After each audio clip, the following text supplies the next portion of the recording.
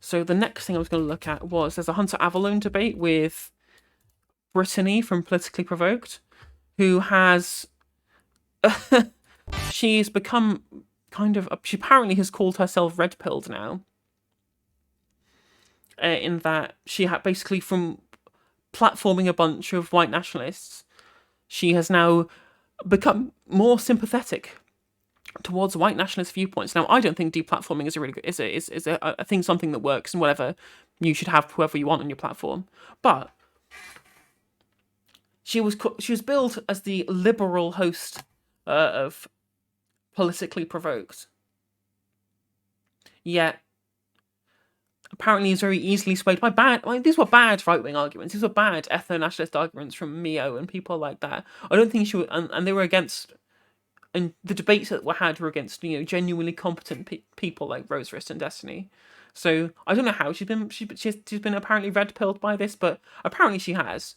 So let's go in and have a look at what she had to say on these issues. If it will load. Is that even if we hypothetically... Oh. No, because we are...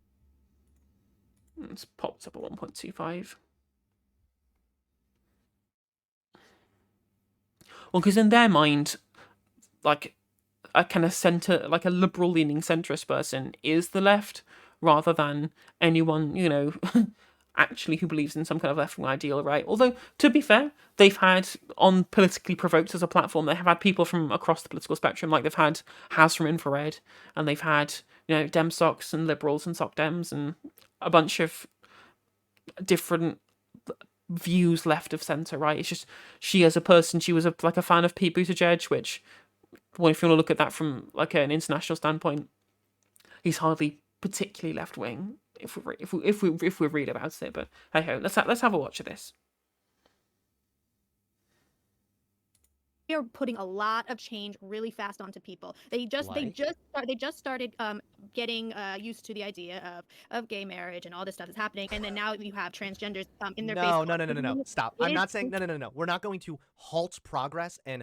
It's not a halting progress. We're not going to slow down progress on freeing marginalized groups because it might scare the bigots. That's not how this works, okay? They just couldn't own people anymore. They didn't have equal rights. That came way down. You know what? You're right. It did become it was a slower process, and that only further destroys your point because you can now look, and because of that quote-unquote slow...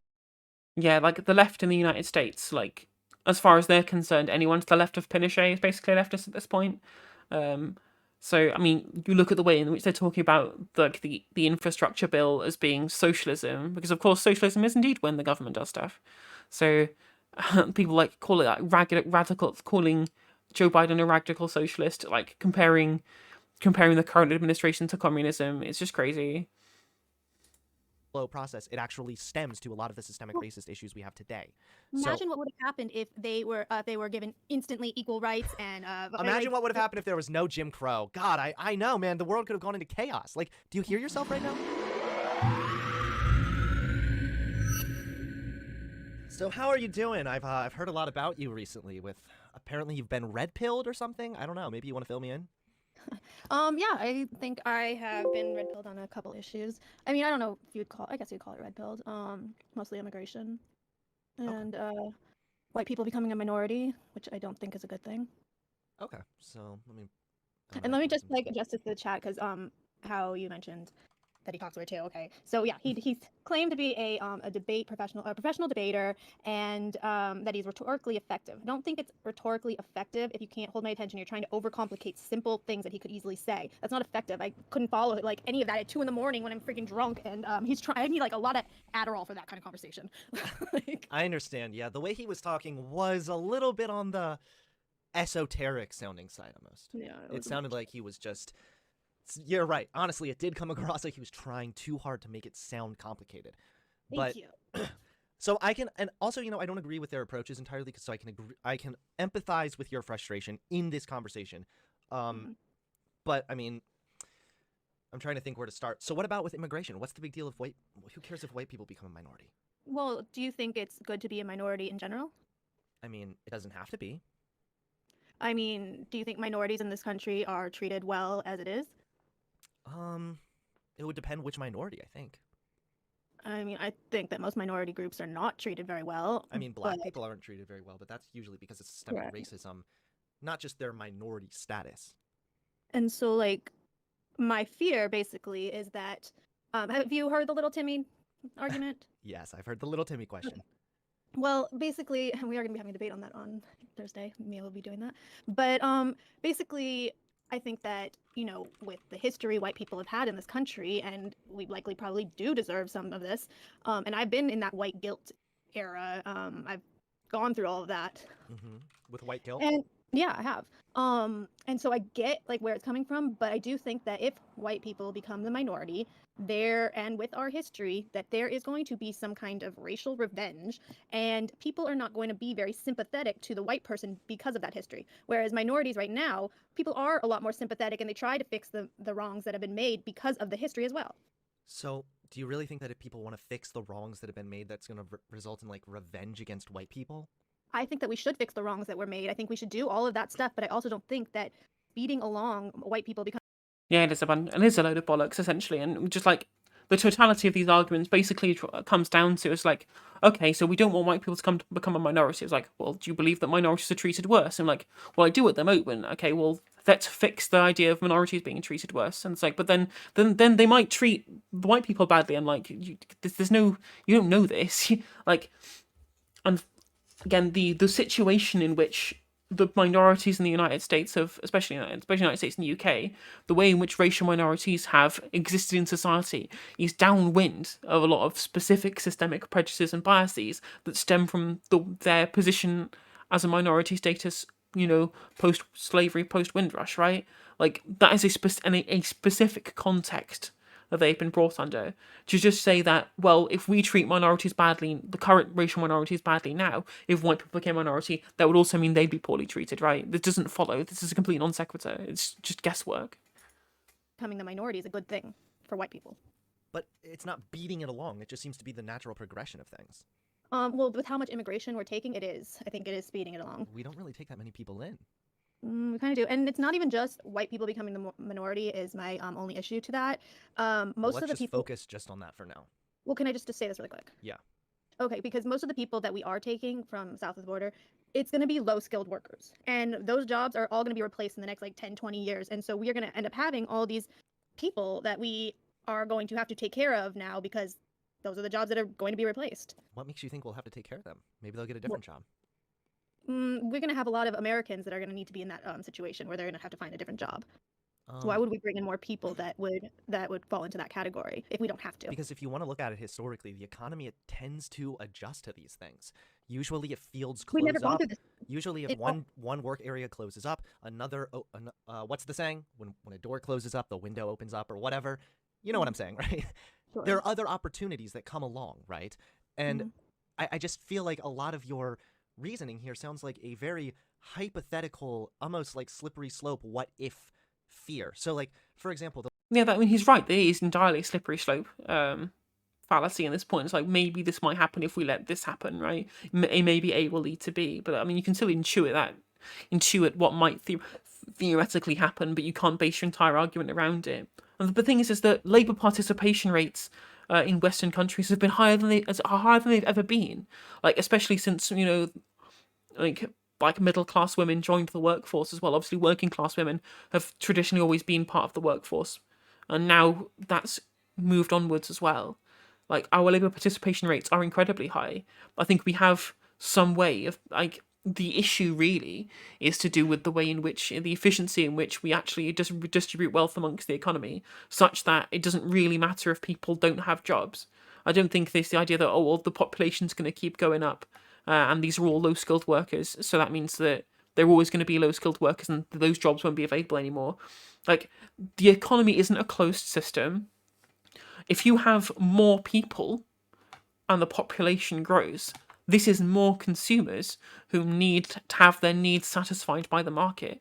So if you have more consumers, you need, under capital markets at least, you need more commodities in the market to be able to satisfy them, and you create a higher demand, and that higher demand means higher participation within the actual market itself, which means you get more people satisfying those needs with businesses. People will then move up within them. People will fill in underneath. Like, it's not a closed system where there are X amount of jobs and these will just go. Like, and Hunter's right. And even if certain sections of the market do end up having their need for human labor removed by, say, automation or something, especially in a service-oriented economy, there will always be some other role for them to fill as the market adapts over time, unless this all happens, overnight or something for some reason. The little Timmy question. Are we going to get to a place where a little boy is mocked and ridiculed for being white? No, I don't think so. And it doesn't look like we're going that direction either, if you want to look at it on a statistical... I mean, we do have an issue in social justice spaces of people using whiteness as a pejorative. In a joking way, I get it. And I don't think it's offensive. I just think it's optically very poor if you want to be able to have some level of racial cohesion, right? I think it is doing a disservice for the aims that we are looking to get towards to continually use whiteness as some kind of, as the butt of some kind of joke punching bag, right? Sure, I get it. The mayor side jokes are funny in a video game, in Minecraft, right? I get it, they are funny. But is being able to tell these jokes, is that worth alienating people that you'd otherwise bring over to your side? I don't think so. And it just fuels this, conservative panic angle that CRT is brainwashing people to hate white people in pursuit of a wokeness cult. Like, I don't think it helps us in that regard. So I'm not a fan of this rhetoric that gets thrown around, but it's usually within like terminally online social justice circles, not on a wide scale, population wide, like endemic issue that would mean that little Timmy would be would just end up getting some kind of torrent of abuse, right? Even if white people did become a minority. Level, racial equality obviously is growing in America. The odds of that actually happening is extremely unlikely. Plus, we already have laws in place to protect against discrimination on that basis explicitly. So unless in your hypothetical nightmarish hellscape world, it's going to become like, what, all the laws are going to be overturned and changed? The Civil Rights Act is going to be removed? Like, do you see how that's getting a little bit, like, out there? It seems very unlikely that the little Timmy question would ever actually become a reality.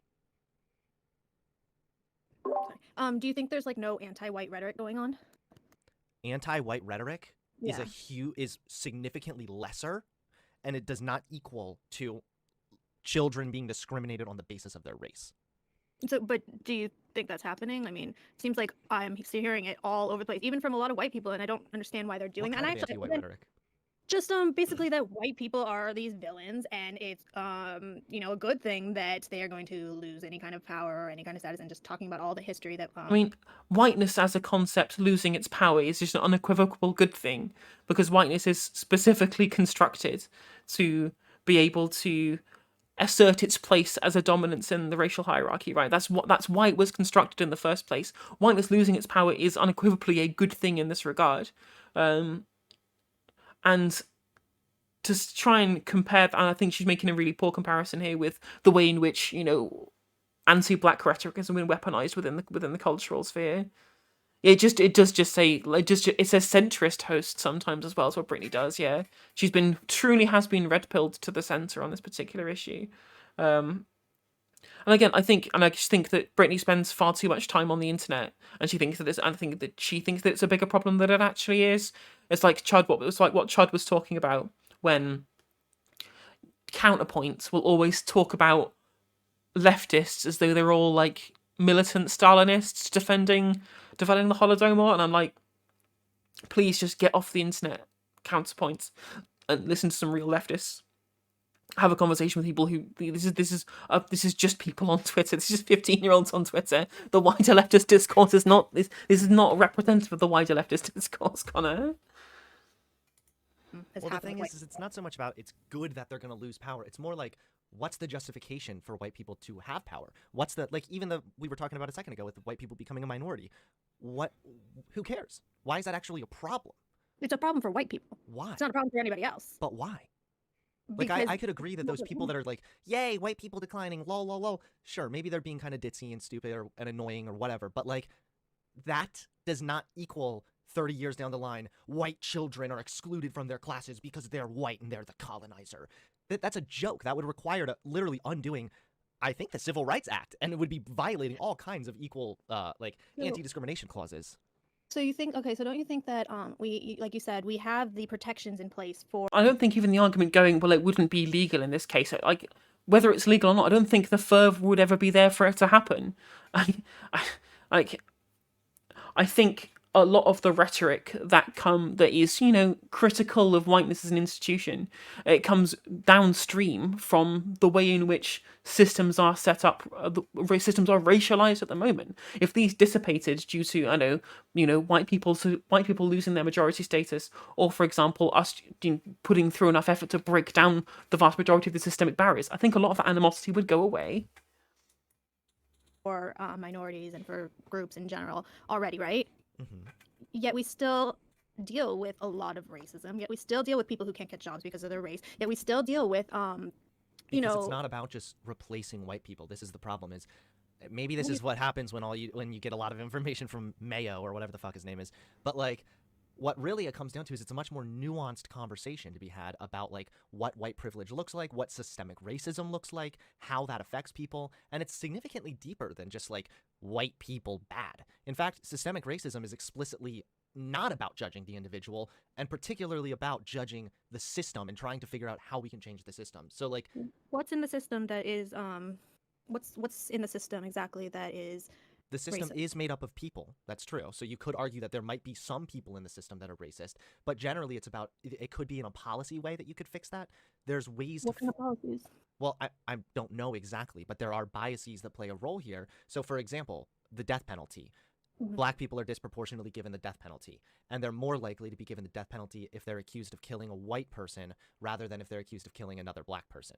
So there seems how recent is that though? Like, I feel like the death penalty is kind of an outdated argument. I think like... No, the death penalty still happens all the time, but that is an example of where systemic racism is prevalent. And well, the biggest issue, right? There was talking before. I think I was watching a Voice segment about it, where we're talking about how the way in which systemic racism is entrenched in our society would mean that even if nobody was on an individual level was influencing racism or was making policy in a racist way, the fact that we come out of a racialized society has led to injustices that would only be overturned through reparations. And I agree with that point of view, insofar as, the fact that during the 20s, 30s and 40s, black people were systemically discriminated on grounds of housing. They didn't get they were redlined, they didn't get government-backed mortgages, they were blockbusted, etc., etc. Like, this is that we all know, we all understand, because we're all millennials getting mad about the housing market and the way in which we've had our ability to access wealth generation and wealth accumulation over time. That's been kind of revoked from us because of the housing market's been fucked over by essentially boomers using it as an asset with which to leverage money from us with regards to, say, rent and be able to buy up a lot of these assets of this particularly inelastic supply to be able to extract money from that. We all know, we are intimately aware of the way in which housing can be used to accrue personal wealth and an intergenerational wealth. And because when the housing ownership boom started, black people were completely excised from this particular program. They've never been able to build up that generational wealth. White families have 8 times the wealth of black families in the United States. And that's not just going to go away overnight. Even if you got rid of all of the racist people and got rid of any systemically racist laws, that's still going to be there, and that needs fixing. And we all know that, being in poverty, a lack of wealth, a lack of opportunity is a downwind of a load of other social problems that leads to social discohesion, right? Denmark and Norway made peace 100 years with still animosity, yeah. That's true. I mean, it's the way in. I mean, it's cultural hegemony. At the end of the day, the way in which culture manifests itself is always part of the dominant hierarchy, right? And that will continue to manifest itself until those hierarchies are abolished. And these things. I mean, again, when we live in a racialized, gendered society and things like that. These particular schisms that happen between different demographics, we need to put in a concerted effort to be able to overturn them. We can't just change all the laws to say everybody's equal and wait for that to dissipate by osmosis, right? We have to make a concerted effort to change that, otherwise they'll just revert. My solution to that would be actually get rid of the death penalty. I don't think we should have Yeah, the death penalty. I'm fine with that. I'm fine with that. So okay, there you go. But like that, so that there you go. There's a solution to a problem with systemic racism that doesn't have anything to do with white people bad. Yeah, but that's an extreme example. I feel like. Why? How is it? Because extreme? I mean, it's because it's just not a lot of people are going to be going. Facing the death penalty. That's just not, it's not a very common thing where I think when people talk about systemic racism, I mean, oh God, my phone's gonna start ringing. Let me decline this. When people are talking about systemic racism, I think a lot of them are probably talking about, you know, the courts and how Black people are given, you know, twice as much of a sentence for the same crime as a white person. I don't know if it's twice, but yeah, I'm familiar with that. Yeah, so like those kind of arguments, but again, like you can still have the systems in place that protect minority groups, but if they're people, like you said, are the system, there's not really much you can do. And you That's know, not hate true. crime- That's not well, true. That's well, the really doomer quick- mentality right there. Is there's nothing you can do to change it. You can. I can give you something right now that could change it. I mean, things have already changed. The race relations in the West between between white people and people of other races, this animosity has gone down. Like, it's not as bad as it used to be, right? People aren't outwardly going out there to try and enact racist laws like the North Carolina voter law, or things like the crack powder cocaine difference and things like that. These racialized policies don't really happen as much as they used to, and clearly we've come on a long way since Jim Crow. Like, there is evidence of us putting in a concerted effort to change these opinions, whether it be through rhetoric or through policy. So to just say that we can't change that now, it doesn't follow. So, for example, since Black people tend to be also disproportionately poor, Black people, one of the reasons they get longer sentences. Are you still with me, Brittany? yeah, I'm just typing something so I don't want it to be clicking really loud. Okay, gotcha. If they are, since Black people are disproportionately in poverty, if they are given a sorry, I lost my train of thought for a second there. Part of the reason that Black people get longer sentences is because they have poor quality lawyers and representation. So a way that we could fix that is more federal funding to buff up lawyers and public defenders. That right there, nothing to do with white people bad, but it could potentially fix a very serious systemic racism issue. Sure, I think that we should do that. I have no problem with that. I mean, I would So love you to agree do. with me then? You agree with fixing the systemic racism stuff. So then what is it about the Mayo Groyper stuff that, other than the immigration thing, that you find so... Yeah, so what happened there at COD UK is that I think it was in the Reagan administration. Essentially, crack cocaine was more likely to be used by Black people, and powder cocaine was more likely to be used by white people. But they just criminalized crack cocaine more as a way of. I mean, they were obviously of sensible reasons that they gave, but it doesn't take a genius to work out, the fact that it disproportionately affected Black people in that regard. No, I agree. We need to. There's a. And also, it's a classist issue as well in that one, in that powder cocaine is usually seen as an upmarket, upper class drug, right? Used by businessmen on foreign trips or whatever, as they get coked up and go to the strip club, right? It just doesn't have the kind of underclass undertones that crack cocaine use does have as well. But again, Black people, because of all of the the intergenerational wealth they've been precluded from for such a long time, they are more likely to be working class as well. So again, it compounds that issue.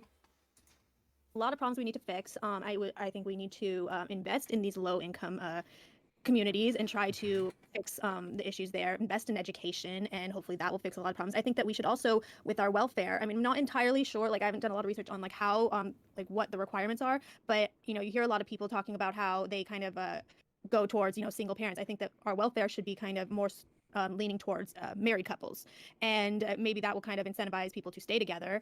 That's not really that probably wouldn't work as well as it sounds like it would hypothetically. But the thing is that even if we hypothetically did fix all of these systemic racist issues, doesn't that just further prove that down the line in the future, the little Timmy question is even more absurd? No, because what you're talking about, what I'm talking about are two different things. Like right now, with what I'm talking about is like the mentality of people, is like changing people's minds. And with how long our history is, and even if we did all of those things that you said, it's still not going to change the minds of people that are still going to be angry about the history that has happened in this country. And I actually don't think that's correct. I think that there are ways to ameliorate that. For example, you talk a lot about reparations. Now, you would have to do it in the right way, of course, but I think that there are ways that if there is somebody who still has like a lineage of slavery, right, in their past, I think that actually giving a payment to those people would absolutely be a good thing. You know, I heard something really interesting. It was talking about how reparations are a step to forgiveness. So there are solutions that, again, we can implement. I think talking about in terms of forgiveness, I know it was very weird for them to make an insult and then to follow. It was very strange. But I think talking about as a level of forgiveness is kind of clouding the issue. I don't think it's that kind of plays into this kind of white guilt mentality that I think is pretty cringe. Like white people don't need to ask for forgiveness for what's happened. They just need to.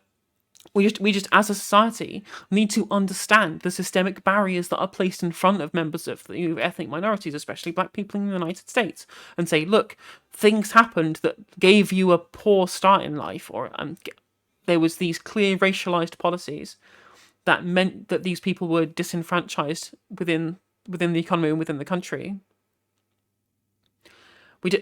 Making it about guilt is a really bad idea, and it puts people off. It makes people think, well, why should I have to pay into this? It wasn't my fault.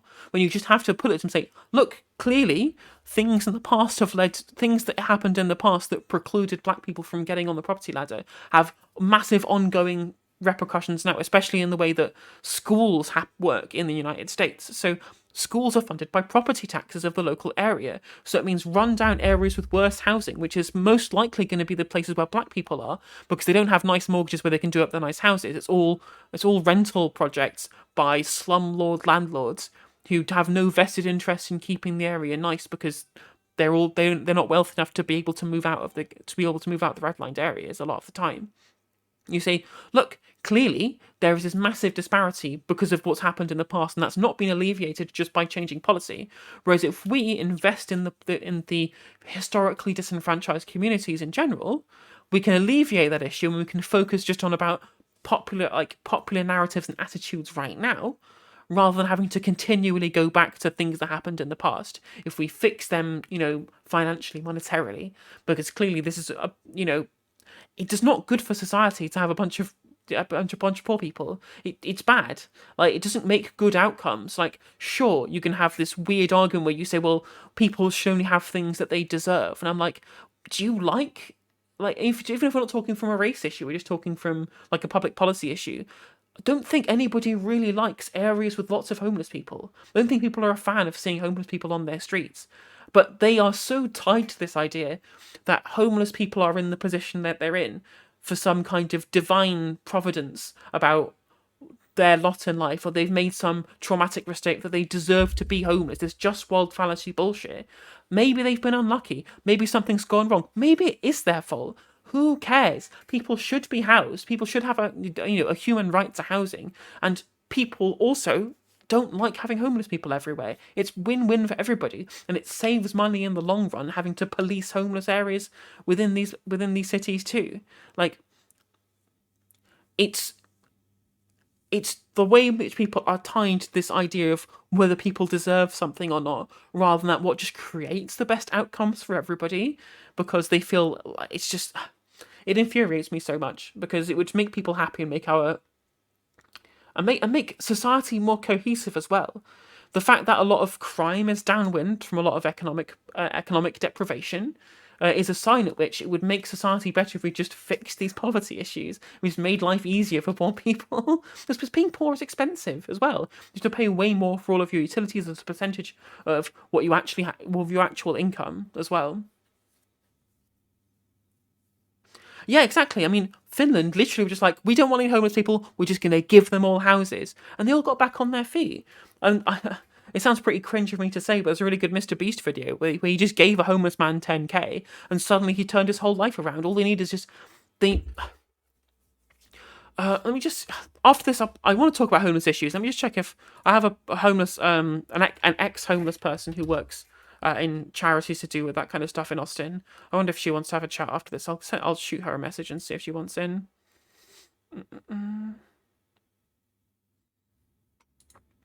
Anyway, let's continue this debate. there that would go to fix these issues that doesn't have anything to do with white people bad, that could even potentially fix this mentality. And just to clarify, just a dangerous mentality or something does not mean that this means the entire laws are going to be rewritten in the next 30 years and then white children are going to be completely discriminated against for being white. I mean, like, okay, because we've had the reparations debate on our channel, and it would be incredibly hard to prove who was a slave because they didn't keep very good records back then. Also, Well, you would have to go through, but right there, at the very least, I'm able to provide you with a potential solution Well, that doesn't think have a better- anything to do with white people bad. Well, I think a better solution would be investing in the majority Black communities, like, and investing in You could that do way both. rather than just giving checks to people. I do think both. that might be a more realistic solution, at least. Sure. And I think I agree with Brittany here in that not only would it lead to probably lead to a lot more tension around the fact that they've been given outright. If you just give, ethnic minorities a bunch of money as reparations, I think that would lead to a lot of resentment within communities. And also, like, where do you draw the line? Like, you start dividing people on race, it gets really fucking messy. So if you just invest in the historically disenfranchised communities, you just go by the redlining maps if you really want. I think that makes a lot more sense rather than focusing individual race, because it's just like a very kind of messy issue. But, like, again, even still, like, you're talking about still changing the minds of people. Yeah. That it's going to be incredibly difficult to do. I mean, and But what's the worst that's going to happen? Really? Do you it's actually? it's still a gamble. I'm not really wanting to take. It's not something I really You want. don't know what's going to. I can tell you what's going to happen with full confidence. Yeah, I agree. Absolutely nothing. This is just what this is chalked up narratives made by people that want you to be afraid of white people becoming the minority. Ooh, spooky. When in reality, it doesn't fucking matter. It's not going to matter. And also the little Timmy question, again, you need to tell me the only way that would become a reality is if laws were rewritten. So you need to tell me how that's going to take place realistically. What do you mean by if laws were rewritten? I believe the Civil Rights Act protects like equality across the board. And also you have protected classes and you cannot discriminate against people on the basis of their race. So I mean, this isn't a good argument on Hunter's behalf, because if we are arguing that both systemic and individual instances of racism happen in the American society at the moment, that's happening even with the Civil Rights Act being in place, right? So it's not a reasonable defense of this particular point and saying, well, we have the Civil Rights Act, so white people won't be discriminated against in future, when we have it now, when black people are being discriminated against right now. Like, this doesn't follow on from the point he's trying to make here. You would not be able to discriminate at a school on a private level or a federal level against a student for their race. That would be illegal. So you need to tell me how that they're going to rewrite the laws, how a dangerous, spooky mentality of white people bad is going to rewrite laws. Right. I mean, but that's already the case. But hate crimes are, like, I think one of the hardest things to prove in courts, and so that's why you hear a lot of lawyers talking about how they try to undercharge a bit, because they think if they overcharge with a hate crime, they might not be able to prove it, and it can cost them their entire case. So it just even if that's like the case, and all these things are in you have all these protections in place, I still don't think that you are really going to be able to address the actual issue, because people because this could still happen, and they can act like it's for some other reason. They don't have to sit there and This is conspiracism. This is like fear bait right now. This is like a creepypasta. What you're telling me right now. No, I don't think it, but I understand the way that thinking can happen, and I just don't think it's something I would just speed up. But here's the thing, hold on. You can understand how that thinking happens. I don't condone people shitting on white people. I would not be in favor of that. In fact, I just made fun of Twitter woke scolds for shitting on white people for being white and writing a book about pasta or something. But you can understand all day how that mindset and mentality comes along, but the thing that you cannot seem to explain to me is how that mentality is going to lead to laws being rewritten. I'm going to keep going back to that because I think you recognize that that's a very large leap to make. Mentalities changing are not going to necessarily rewrite protected classes in America's law. So I think it's also worth mentioning that a lot of these issues that he was talking about, how people just saying, oh, how are you writing a pasta book or a curry book if you're a white person? These are just mostly just idiots on Twitter and TikTok getting amplified by a media who are incentivized to do so to generate clicks. Like, oh, lol, look at this crazy social justice warrior doing crazy social justice things, when these are kind of in the minority of viewpoints by quite a long margin. And these kind of sparse incidents, when they do happen, get over amplified within the discourse. I think that'd be an easier step to make when, again, I've already said that I think his argument that he made previously doesn't really make a lot of sense, because racism happens now, and there is also a Civil Rights Act. Like, people still get discriminated against within the courts, as has been cleared up already in this particular debate. And we have a Civil Rights Act in the United States, so that's happening, Civil Rights Act or no. So it could theoretically happen to white people in future under this particular purview that we're talking about here. Now, I don't think it would happen, because, you know, you'd have to unravel a lot of the concept of whiteness right first. But that's probably a conversation for other time. It's a very complicated topic. The thing is, you can understand that mentality and even empathize with it. That's fine, but it's not going to lead to the little Timmy question of a little boy who's just like blatantly discriminated against at his school on the basis of his race. Yeah, but what I'm saying is, like, they don't have to sit there and say it's because he's white. It's going to be in their minds. So and it's just going to why conveniently be the one white kid in the class that they're all like, you're in timeout for an extra period of time. Why? Is it because I'm white? No. No, I don't think That's it's gonna be, I don't think it's gonna be like the teachers doing that and stuff. I think it would be more the kids and in the classroom. That's, I think, more so what the cases that we talk about. Okay, so then what you would have right there is something that would need to be solved on a school level, and then you would have to what would happen is the kid would tell their mom that they were being bullied. The mom would call the school, and the school would have to enforce basically a policy or something or another to make sure that wasn't taking place. Come on, what happens to the kid whose mom calls the school? How well does that go for him? This is all just so conspiracy based. And this happens now already. Like, if people are being racist or sexist or homophobic or transphobic already, people just call up the school and say, stop doing the bullying on my child, please. And they try and put a stop to it, right? Like interdemographic bigotry happens already, and already gets, snuffed out quickly in these particular situations. I don't think some drastic change in the way that we view race in the country is going to just stop that from happening because white people have become a minority. Like, it's just such a wild, slippery slope fallacy, and it's just got no, like, actual precedent within empiricism. It's incredibly frustrating to have to argue against this weird hypothetical that you just kind of conjured from nowhere. I can't. No. I can't imagine. Like, here's my main issue here is, like, you're opposing immigration, which is a net good on society. I know you've heard the arguments on your stream before. It benefits the economy. It benefits our culture. For now. Immigrants. Hold on. Benefits the economy for now. Okay, I want to. This is something else that I want to address too, because you mentioned before immigrants taking up our welfare stuff. Currently, immigrants pay far more into welfare programs than they take out. True. So right now, immigrants are a net positive, and then all of a sudden, now you're saying no, stop that, because I'm scared that hypothetically, little Timmy question happens. Do you realize why? Do you realize why that not only sounds, no offense, like blatantly delusional, but also just really privileged? Like, there are people all over the world, particularly in America, that benefit from immigration. Immigration strengthens the economy, and in turn, that benefits American workers. There are people everywhere, all over America, that benefit from immigration, and basically you're saying you don't care about those people, just shut it down because creepypasta. So what happens, but again, so you're doing the economic argument when machines are going to take all those jobs. It's not just about them working menial jobs. Immigrants can work other jobs. There will be other quote-unquote menial jobs.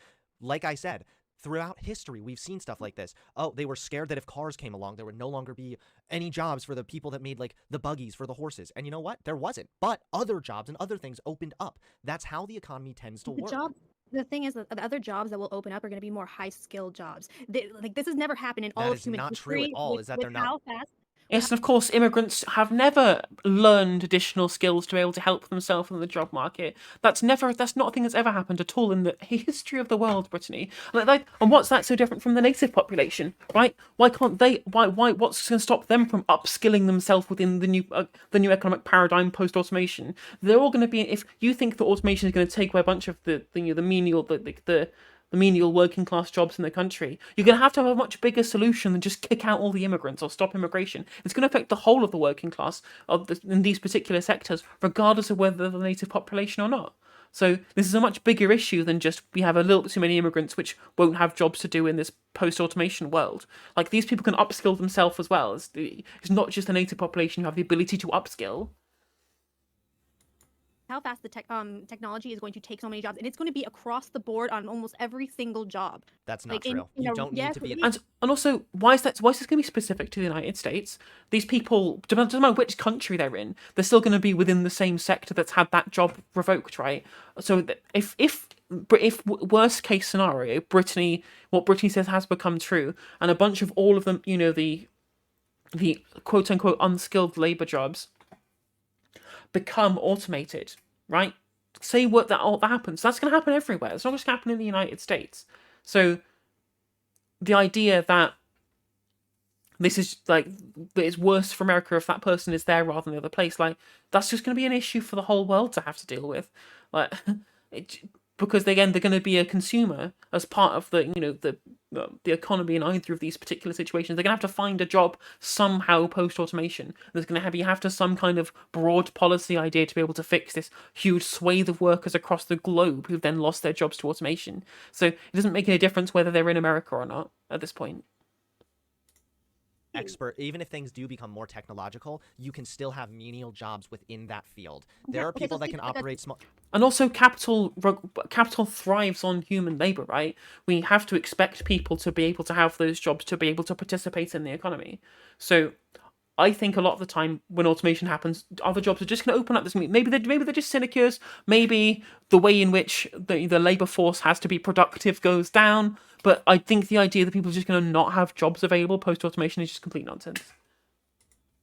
There are mechanical things that will be necessary. There will be other quote unquote, again, menial jobs that will open up. And I completely wholeheartedly reject this idea that even if I grant you this, even if I grant you that all of this happens, then that still wouldn't make the little Timmy question a reality, right? All you would have is more technology, I guess, and then people who don't have jobs, which you'd have to figure that out. But I reject this far-fetched hypothetical thing that's going to happen that leads to this perfect storm of white people being the victim. What it sounds like is a creepypasta / wet dream written down by a white supremacist / white nationalist. That's what it sounds like to me. I don't think it.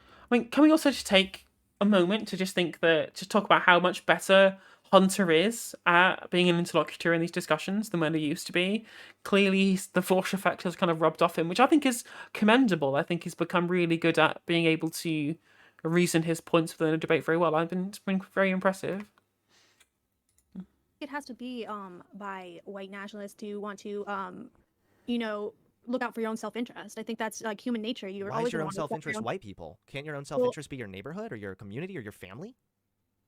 A lot of that is pretty white, so you're not helping. But why is it on the basis of white people? Yeah, but it's exactly. It's not linked around the fact that they're white. They just happen to be in this particular position already, especially if you're in a majority white country. Of course, all your neighbours and things are mostly going to be white. But are you linked to them by any level of race? Probably not. The whole of Europe is mostly full of white people. Yet we still understand the demographic differences between Bosniaks and Serbs and Germans and Portuguese. There's not some homogenous European entity in the way that these white nationalists try to make it out, because Americans are just completely fucking culturally bereft of the rest of the bloody world. People, how are they your community? How are they? How is looking out for white people looking out for your own kind? What does that mean exactly? Well, I just think that a lot of this is just visual. I see one argument I am okay with that I think it wouldn't work on maybe the Groypers, but would on me, is when they talk about a lot of the people are going to be just interracial marriages, and it's going to kind of blend out to the point where everybody becomes one race. I would be okay with that. More This is just quoting episodes of South Park now. It's literally all it is just these wild, slippery slope fallacy, hypothetical universes that she thinks is going to cause a dystopia, but there's no evidence suggests that this will happen. I would be okay. I would be okay with that. The Groypers would not, because they don't want white people to be extinct. And I get that. But that's why? not my. See, I would even add white people being extinct implies that they've died out. This would just be white people. Hold on, wait. This would just be white people progressing naturally, and over time, as they fuck more and more, they become more and more brown. The children become more brown. That's would be a radical difference than going extinct, right? So even if that were the case, I would ask them. So why do you you're just going to look out for people that just look like you just for the sake, because the fact that they look like you? What do like white people have that intrinsically makes them like one kind that they need to be looking out for each other? Well, I mean, that's like a question you could be asking them. I mean, we have panels and stuff. You can always pop on for that. And But this was have your it- argument. Well, no, it's not because I'm like you're talking. What I'm talking about is more of the racial revenge and white people becoming a minority. I'm not liking that It's just idea. people. If It's just people on the internet. It's just terminally online people. Brittany, touch grass, please. got to a point where we were just all basically one race because of so much interracial marriages and stuff, then I would be down with that. But if we're talking about a point where it's going to be a classroom of black and brown people and then just like one or two white people, that doesn't sound very good for the white kids, especially with how much. I mean, the So schools how are do you teaching feel about so right hard. now when there's schools that like sometimes they're all white kids with like a couple black kids? I don't think that the black kids get bullied as much in those type of schools actually for being So black. actually, there's much more evidence to suggest that black people are bullied more. In fact, if I'm not mistaken, I believe that the suicide don't rate, their- the suicide don't rate their among IQs hold on, Okay. the suicide rate among black boys, I think, is even higher sometimes because of the bullying. I could be wrong there, but that's my understanding. So there is bullying, but again, if you want to say that there's bullying, then we could fix that. You don't fix that by just putting all of them in like segregating them, right? You fix it by teaching them and instilling in them values that you have to be kind to people. And what you're doing right now is actually kind of the opposite. If anyone's going to make the little Timmy thing a reality, it's going to be you, because you're the one who's saying that it's white people that need to be looking out for each other against everyone else. You're the one that's dividing it right now. Well, but for me, I am looking out for other people as well. Like I'm not trying to, like I said, I would like to invest in some of these communities. I would like to do all the things that you guys are talking about doing, but I also don't want to speed along white people becoming the minority. I think you can do both. But you But haven't proven why that would be a bad thing and what you mean by speeding it along. If you mean like a natural flow of immigration, then too why bad.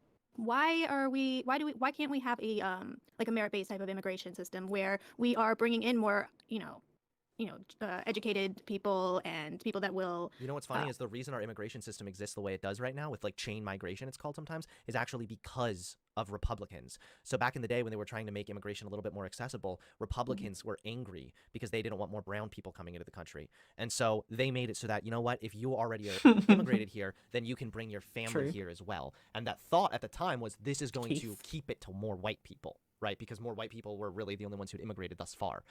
But long-term effects of that actually became, well, a different system of immigration entirely. So, I mean, if anything, it's really people, again, peddling the kind of ideas that you're peddling, who are terrified of immigration, that's actually led to that issue to begin with.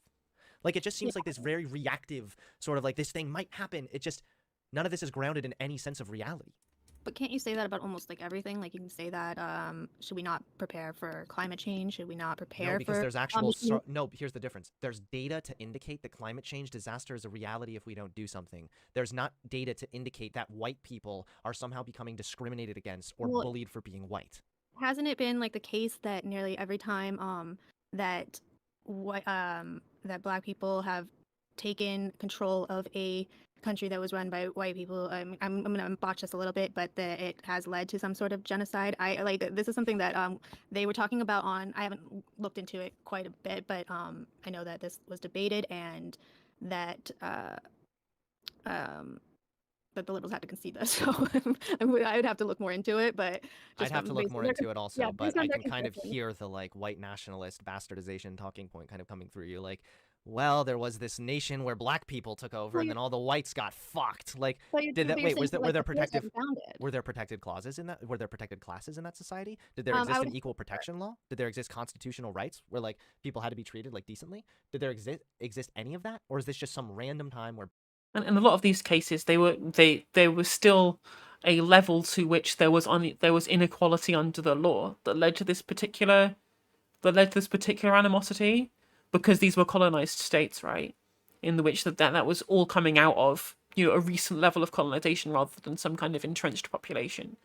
So these are clearly kind of different situations between what's happening in America now and what happened to the African countries in the mid-20th century. Black people society and then the downfall of white people. This is what I mean, is that a lot of these ideas, this fear of immigration comes from a very feelings-based place. It comes from a very uncomfortable gut feeling of, I'm really scared that this thing might happen. But if you want to look at the societal trends. Equality is overall growing. LGBT acceptance, it's growing overall. This is a good thing.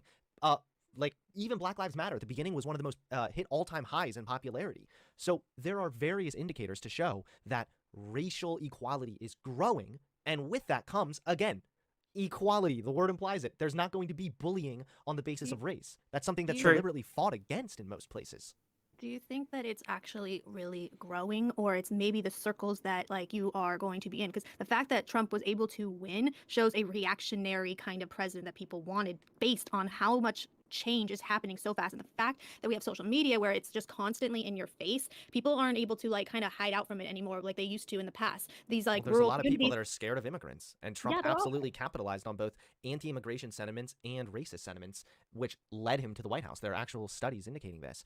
But Also, actually, Trump got a pretty high Hispanic vote, and also like he didn't even win the popular vote.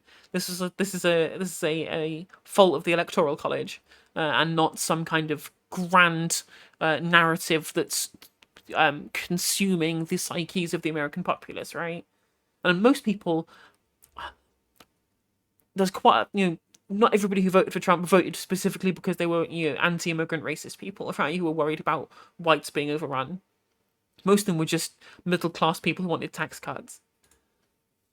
I don't think that you can say, well, Trump won, so therefore the little Timmy question is going to be happening. Like, you can also just as easily say, well, Trump lost this time around, so maybe it's swelling down. Plus, again, we can look through it at a historical lens. Historically, whenever equality grows, with that swells reactionary groups as well. People that fight against it tend to get louder at the same times that more equality is growing as well. This is just a common historical trend. Well, this is why in my ideal world, I think, and especially the way our country is designed, because it's, I mean, every state is just completely different from the next. Like they're, Alabama is going to be completely different from California, New York. You're going to have, and we're trying to make policies that are going to work for people that are just so widely different. So I feel like in our country, especially with the federal government, you need more of a slow progress to happen so that people can adjust with it, rather than culture shocking people. How is that not happening now? And rush, no, because we are putting a lot of change really fast onto people. They just started getting used to the idea of gay marriage and all this stuff is happening, and then now Thank you you for the have follow, Builder Bug. transgenders in their No, face. no. Stop. It I'm is- not saying no. We're not going to halt progress and It's not a halting progress. It's we're not slowing going to slow down progress on not even freeing progress, actually. marginalized groups because it might scare the bigots. That's not how this works, okay? But when it comes to the immigration thing, you don't want to say that. I mean, if you want to say that immigration is increasing, like, it's not. As far as I'm concerned, it's been steadily decreasing, actually. We don't really accept that many immigrants. Like, things are changing. And like, if you want to talk about gay marriage, the majority of the country supports that. If you want to look at LGBT acceptance, I'm pretty sure the majority of the country, or at least probably pretty split, is in support of that as well. But I'm not concerned on whether or not the... It's only in the last couple of decades that's happened as well. It's really stream's died again. Oh, come on, stream.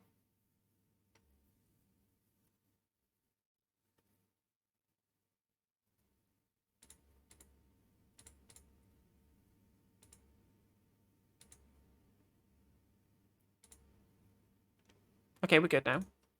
country supports it. There we go. I'm pretty sure you could find times where You should be, though. well, hold on. I want to back that up because I realize how out of context that can sound. But in this case, when it comes to specifically marginalized groups and giving them equal treatment and equal rights, I am not concerned what the country thinks in that matter specifically. So if you want to go back again in history, I love it.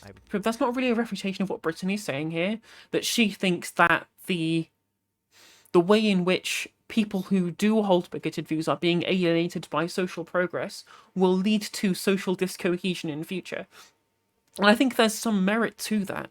But I think Hunter is right in saying that this social discohesion is worth it for the future in which we have more equality. And we'll want to move past the reactionary pushback, because it'll kind of reach fever pitch as people, over time, as people's, as the paradigm does change. Like, there'll be this kind of reactionary movement that will then dissipate later. When you look at the way in which, you look at the UK and the way people reacted to gay acceptance in the 80s and 90s, which is now completely dissipated. There is very little, systemic, widespread homophobia in the UK now at all. When there was a fever pitch reaction movement against it in the late 80s, early 90s. So I do think that if we go on like historical precedent, these kind of like reactionary movements that happen as these paradigms change tend to dissipate over time as they kind of agree with acceptance. And you even look at in United States now, when gay marriage was being passed, if this massive partisan issue people really cared a lot about. Now when you ask Christian theocrats in the Republican Party about gay marriage, they usually sidestep the issue and will then talk about whichever wedge issue du jour that they're particularly interested in, whether it's critical race theory or trans people using a certain kind of bathroom, right? So I don't think it's really going to be, I think the evidence has shown when we look at these kind of things that these reactionary tendencies will dissipate over time. Keep going back to history. You can see that for a long time, the majority of the country wasn't too fond of ending slavery. But you know what? We weren't going to just ease that one in to appease the slave owners. No, you have to grant those people... I mean, they appeased the slave owners with money instead. We only just pay that off in the UK. Equal rights, because that is what America demands. They weren't given equal rights. It was a slow progress where they got that. They just couldn't own people anymore. They didn't have equal rights. That came way. You know what? Down You're the right. It did become it was a slower process, and that only further destroys your point, because you can now look, and because of that quote unquote slow process, it actually stems to a lot of the systemic racist issues we have today. Imagine what would have happened if they were given instantly equal rights and.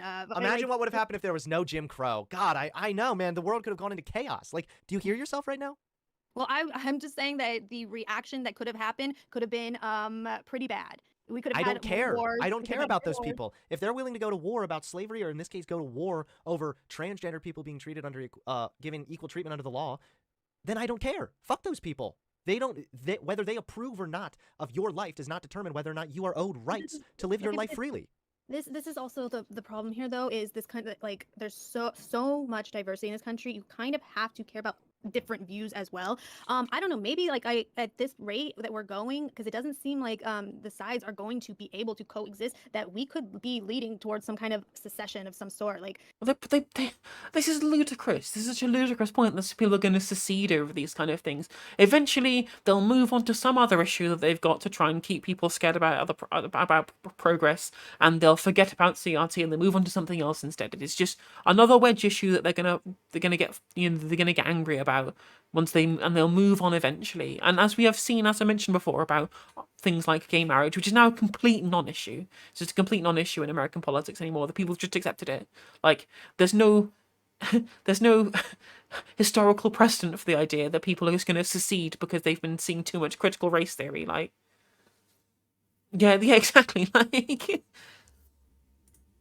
And maybe, I don't know, all the states become their own country and the federal government's like a EU type of thing or of some sort. But I just see where this is going, and it doesn't. But you don't see where this is going. You think you're seeing where this is going, but everything you're telling me literally sounds like it's delusional. What you just said sounds like a fucking Star Trek episode. I think that would be a solution, actually. You're telling me like they might secede. The kids might be discriminated against for being white. Like, you seem so disconnected from the reality of the world right now and what we can do to be. If you're actually genuinely afraid of the quote-unquote little Timmy question becoming a reality, then I hope that, I don't know what your position is on Black Lives Matter, but I certainly hope your position on general equality would align with that. And that includes immigration, further dividing people and making them scared of other people. You don't want to become, you know what? I want to say this. If we're going to talk about people, being like not turning into something else, like, what did you say? Like, we don't want to grant trans people rights too quickly, right? Because that might like. No, I'm not saying that. I'm saying, but a lot of it is very in your face, like at all times, especially with social media. And you can unfollow those people. That doesn't mean anything. Yeah, see, like that's what they don't like that. So how about this? Okay, if we're gonna say that trans people or these people shouldn't be super in your face about it because that could actually like cause people to be against trans people, then please apply that logic equally and stop doing it yourself.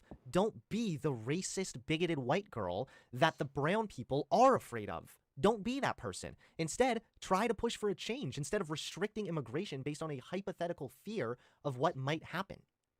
I just don't think it's a chance like I would want to take. I mean, it's a gamble that the world has become It's not a gamble. Diverse. There's no precedent for it. It's like the way in which people have just like tried to impede progress based on what might happen. We saw the same scaremongering. I said we're always going to go back to like gay people in the 80s, and we'll just see this epidemic of sexual assault, which never fucking happened.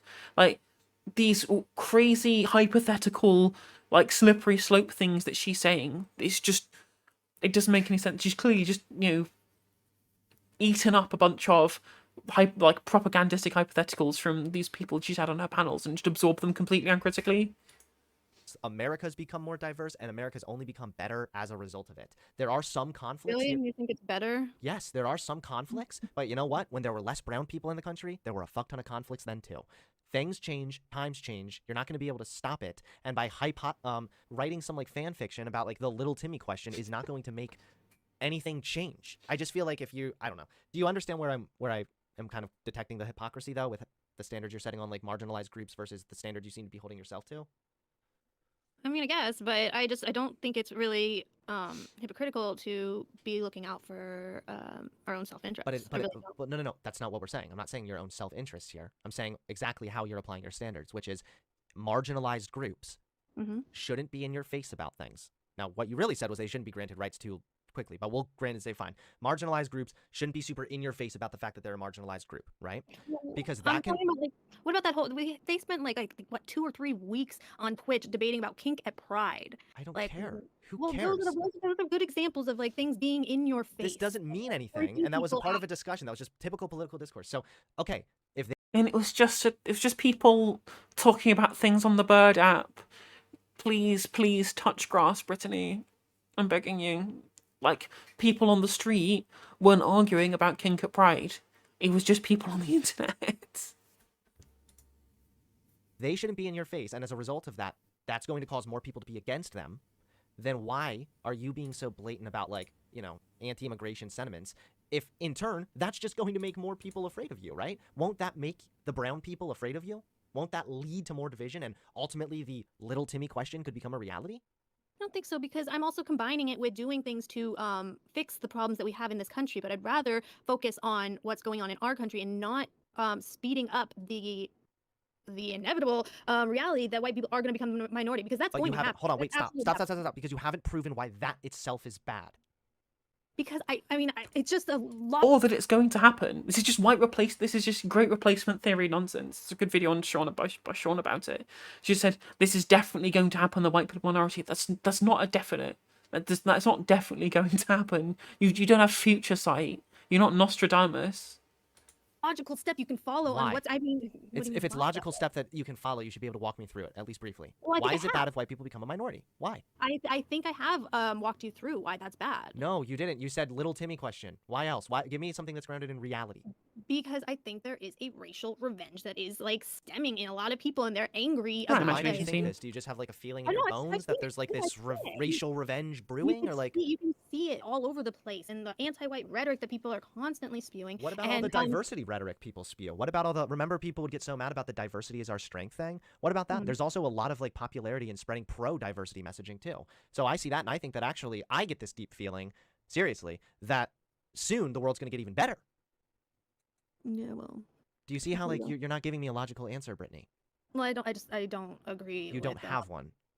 I don't agree with things getting better if for white people at least. No, I was comparing the standards to you, but you need why? What's the big deal if white people become a minority? Because it's not good for no minority wants to. Nobody wants to be a minority ever. I mean, it doesn't have to, but being a minority. Then the solution is making life better for minorities, and not just thinking that, well, I don't want my race minority because minorities are treated badly. Surely, if you are so entrenched in this idea that you're definitely going to become a minority, you should be fighting for racial equality now. So in the random happenstance that this does happen in the future, you're not going to have to be subject to any of these things happening. Like, it's not a zero-sum game. It does not have to be a bad thing. It doesn't intrinsically make you a bad thing either. Like, you can look at like Asians, for example. They're a very successful minority. Look at Black Nigerians. They're extremely successful minorities who have immigrated here. There are minorities. There are minorities that hold. Hold on. There are minorities that hold a lot of power and a lot of influence, and the fact that they are minorities has no bearing on any of that. A lot of the problems that we see in America that minorities suffer from is actually due to long-stemming systemic racist issues, and actually doesn't have that much to do with like anything going on at the moment. You said so you said Asians, and then what was the second one you said? Was that Nigerians? Yeah, Black Nigerians. So they're extremely wealthy. Aren't both of those groups known to have like really high IQs?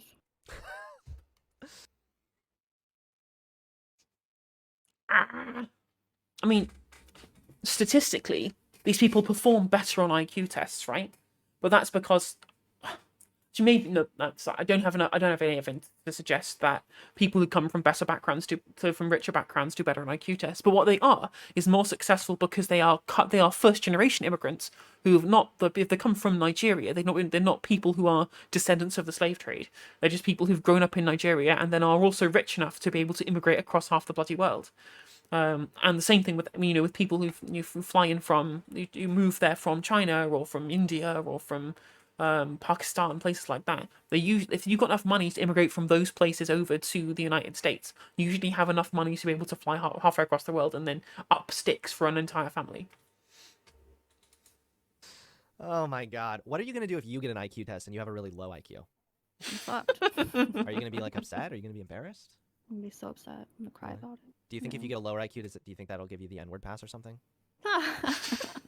This is bad faith, Hunter. Seriously. Come on. Do you see how, like, I don't understand how you were convinced by these ideas? Do you think maybe you're just a little worried about, like, race? Do you want to just talk about the fact that you like white people and don't want them to be a minority? Like, that's what it sounds That's like. poor form. Well, I don't want white people to become a minority, of course, but I told you why? why. You I haven't said that told I would also no, I did. But I've also said that I would be okay if it got to the point where we just like we're all one race. Like, so it's not all just about like being white. I don't care that much. I mean, So you're okay with mixed racial marriage. You're okay with us all becoming one race, but you don't want white people to become a minority temporarily then? Like if everyone... Yeah, I think if we were all one race, that would probably actually solve a lot of problems. Because I think there would be a lot of less infighting and stuff. You're like almost on the other side of maybe we should just have a, ethno-state, right? If all one race solves anything. See, this is like Neanderthal thinking that like we all need to look alike in order to get along. This is bullshit. Well, And we're progressed and we've evolved. No, it's not true. We look different. All of us look different. Everyone is different. And everyone has different varying genes and varying IQs and what the fuck ever. Why? And you know what? We get along. America remains the greatest country on earth. It's a world superpower. And it continues to be the melting Cringe. pot of cultures in America has only made this country stronger. That's and I would true. be willing That's to bet good. I agree with that. that a fuck ton of things that you and I enjoy on a daily basis came from someone who was not white. Some form of diversity played a role in a lot of the things we enjoy. Something as simple as peanut butter that I fucking love. That was invented by black people. It's thanks to diversity that I can enjoy that I can enjoy peanut butter. Okay? So no, you haven't given me a reason. You have not given me a reason why, if white people become a minority, it's a bad thing. What do you think is going to happen? Do you think it's going to go from like 50 to like 49% and then suddenly like the laws are going to change and then like white people are going to be getting lynched and like forced to pick cotton? Like, what do you think is going to happen here? I just don't think it's going to be good for white people. Like, I mean, I just see, and you see this happening with like the summer riots that happened, and I could show you this. It's nothing to do with white people. There were people protesting with Black Lives Matter were racially diverse. People understood from all across, like, the racial spectrum of the United States. They all understood that the way in which black people are treated by law enforcement is bad.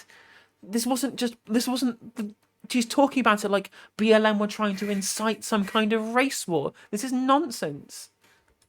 This video, but you'll probably have to watch it on a different time because it's like 30 minutes. But like you should watch this video of they did a really good compilation of all the anti-white rhetoric that's going on, a lot of the reactions that's happening to it. Of course, there's some anti-white rhetoric, but what about all the compilations of anti-black rhetoric?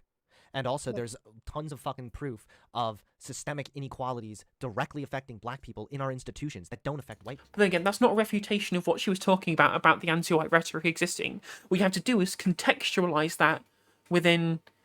You have to be able to contextualize that within the totality of the opinions that people hold.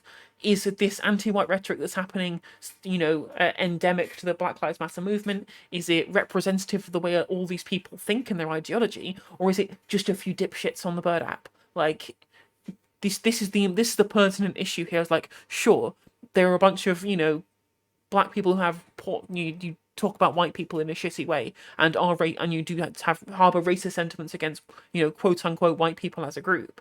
But this doesn't, whether or not this is indicative of the way in which racialized discussions are happening within the United States and the UK, and this kind of thing when it gets to the United States in this particular regard. I mean, you'd have to show me data showing that this was some massive endemic problem rather than just a couple of people making stupid posts on the internet, right? People. If anything, it's far more likely that the Little Timmy question would become a reality if Little Timmy was black.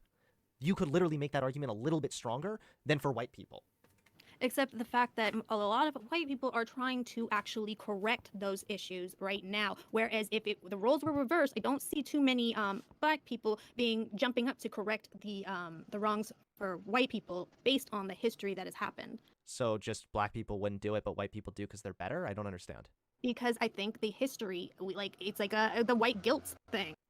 There's a fucking gardener. I mean, there might be a historical quote-unquote white guilt because historically, if you look at it, like, it was white people that enslaved black people in this country. That's probably why it's a bit of a focal point here in this country. But if there was another country where it was black people that enslaved white people, then you probably would see similar shit. You probably would see people that would maybe suffer from quote-unquote black guilt. But again, none of this ultimately proves that, like, the little Timmy questions becoming a reality or that white people becoming a minority is bad. This is stuff that you're telling me is existing right now. What's going to change when they become a minority? What's gonna when white people are minority? Yeah. I think it's gonna be worse. If it's happening right now and will lose any kind of power, I think it's going to be worse. So are you worried about losing power or becoming a minority? Because just if, like, tomorrow we wake up and white people are 49% of the country, I don't think all the white people that control, like, aspects of the institutions and the industries and whatnot are suddenly going to lose their positions. Lose their positions in what? Sorry. In positions of power, institutions, like wherever. I mean, white people, you could argue, are disproportionately in positions in, like, government and probably in like the courts as well. I don't know for sure though, but even if that were the case, like, do you think that that's just gonna, like, just suddenly change? Do you think that they're just gonna lose their quote unquote power in those institutions? I don't know. Maybe. I got like 5 minutes left, and then I got to get ready because we have debates and stuff going on tonight.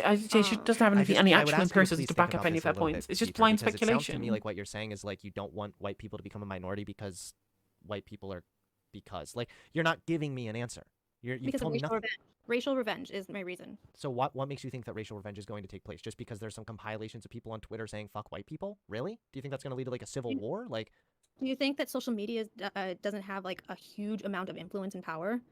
of course it does, And but there's a fuck ton of shit on social media. Okay, I but can who is You know who's what? If I who's wanted to the tomorrow, majority? I could go out and find 3,000 tweets, probably all But- saying fuck sharks. but Okay? And then who- if I presented you and said, look, the world is turning against sharks, I'm glad he's you could do it with anything. I'm glad he's picking up on this issue here, that she's trying to essentialize and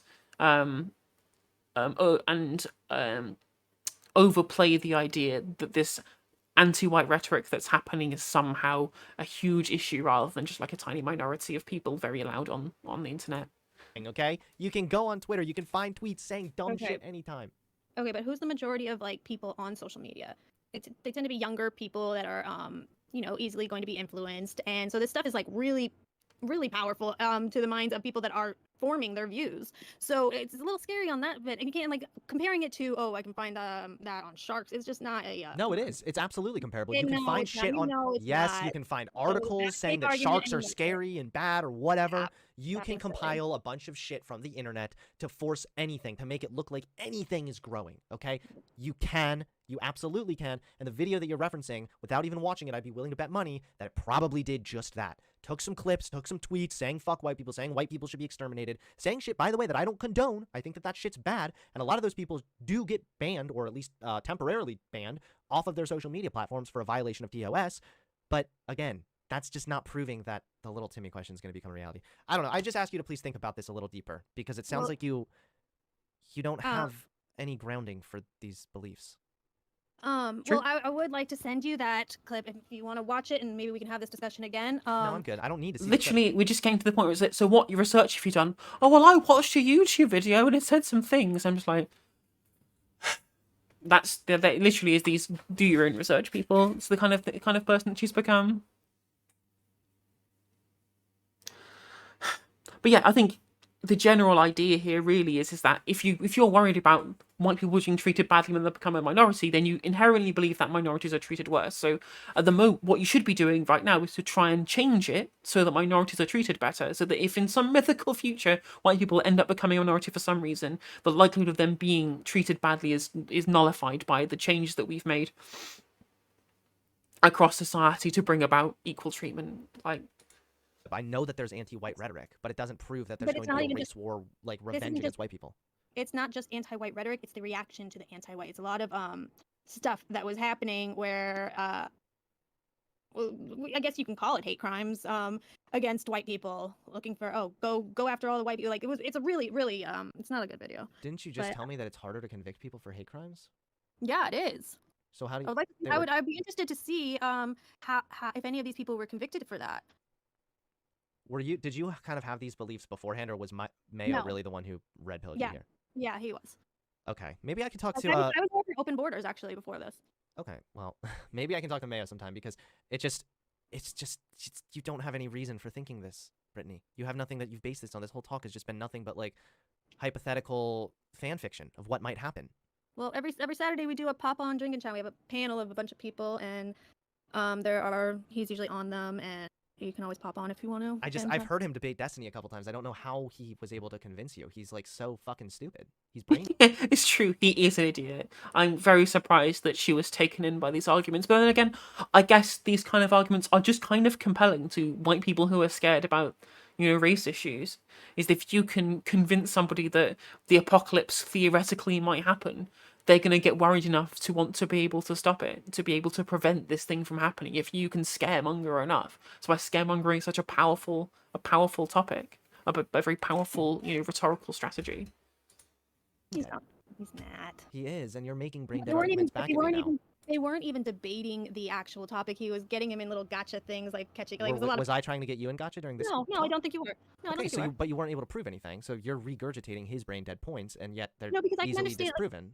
The thing is, like for me, is like I think that what got me into politics. Oh, fucking Gardner. What got me into politics at all was I'm really into like psychology and stuff, and so when Trump kind of stepped in, I was really with him and the people who supported him, and I think without Trump, maybe my politics are a little less. I don't know, they're a little bit more messy because it was just easy when it was like, okay, I hate Trump and everything. But now I'm kind of, I think, figuring out my politics a little bit without him because I wasn't into politics at all before 2016. Like I completely was brand new. If you're So, into like psychology at all, how do you feel about like the psychological kind of research on like what the sort of tenets of fascism are? Like, for example, Is it really easier to grow on Twitch as a right winger? I mean, sure, like Lauren Southern's got that, but nobody fucking watches Rob Noor or CTV or the Sprouticus. Like the tiny like fucking 15 viewer Andys like myself who get put on Twitch panels because there's no other rightoids to be able to get. I don't think it's a really big growth opportunity for her to be a right wing grifter, but I guess they mainly kind of stream on YouTube, I guess, or maybe there is more of like a right wing field to be able to do that. I genuinely don't think that she's grifting right wing rhetoric. I just think she's an idiot who's very easily swayed. I don't know if this would be quite in the psychological. I guess it would be. Yeah, like fear, like a fear of the other. That's a key tenet of fascism, and it's usually irrational fears of this of some kind of another group. In this case, Hunter's been taking debate lessons from Vosh, I see. Just if in doubt, compare your opponent's talking points to fascism. it could be immigrants.